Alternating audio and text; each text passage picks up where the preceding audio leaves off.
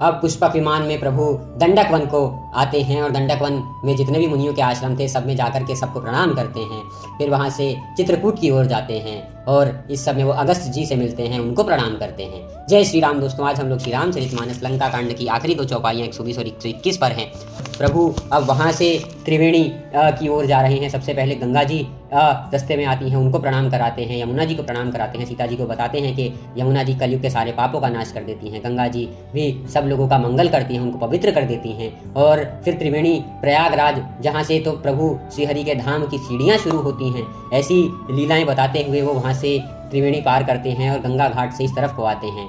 अब उनको अब भरत जी की चिंता तो थी ही, तो जब अवधपुरी आने वाली होती है वो हनुमान जी को कहते हैं कि हे हनुमान, आप जाओ और भरत को ये समाचार दे दो कि मैं आ रहा हूँ और अब उसको प्राण त्यागने की कोई आवश्यकता नहीं है, और उससे खबर लेकर आना कि कैसा है क्या है सब कुछ। हनुमान जी चल देते हैं। इधर श्री रामचंद्र जी जो हैं त्रिवेणी में स्नान करते हैं और उसके बाद भारद्वाज जी के आश्रम की ओर चलते हैं। उनको प्रणाम करते हैं तो भारद्वाज जी उनका खूब अच्छे से स्वागत करते हैं और पूजा करते हैं। पूजा करने के बाद उनको खूब सारा आशीर्वाद देते हैं।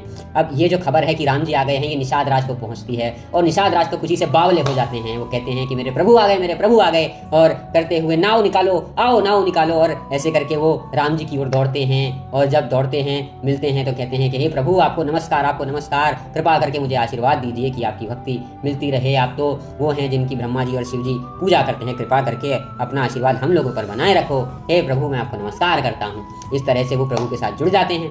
अब वो लोग जो हैं त्रिवेणी के घाट पे हैं और तुलसीदास जी कहते हैं कि ऐसी हमारे प्रभु की महिमा है, ऐसी उनकी कृपा है। मैं तो कई बार ये भी भूल जाता हूँ कि उन्होंने रावण का अंत किया था और बस उनके मन में प्रीति लगी रहे, यही मांगता रहता हूँ। और ये उनकी ऐसी कथा है, जो भी बार बार करेगा, जो भी बार बार सुनेगा, जो भी बार बार इसको अपने मन में उतारेगा, इसको सोचेगा, समझेगा, वो कलयुग के इस भव सागर से जल्दी ही तर जाएगा। ऐसे ही करते करते अयोध्या जी आ जाती हैं और अयोध्या जी में अब प्रभु बार बार प्रणाम करते हैं, बार बार उनका शरीर पुलकित होता है। सीता जी को बताते हैं कि ये अयोध्या जी जो है जन्म मरण के पाप ताप शाप सबसे मुक्त कर देती है।